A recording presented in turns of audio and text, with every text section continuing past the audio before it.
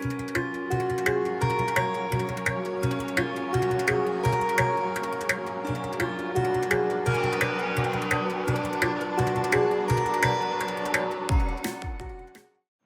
So this couple, they came to us with secondary infertility, which means they had a abortion around 2 years back, and it was a first trimester abortion. The UPT has come as positive, but within 45 days she had a bleeding, and after that they had done a lot of treatment, and they had done a lot of treatment outside also, or multiple IUIs were done. It was not successful for them. The couple came to us for the IVF procedure. So they want to do a IVF, as it's been a long married life and they wanted a sooner conception.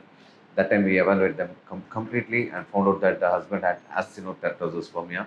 From the wife side, there was no major issues, and we suggested them we can plan for to try to improve the parameters, but they are more reluctant to have a pregnancy as soon as possible. So finally, they opted for the IVF EXC procedure, and we had got around 8 good embryos, and these are one of the 2 best blasts we had got for them.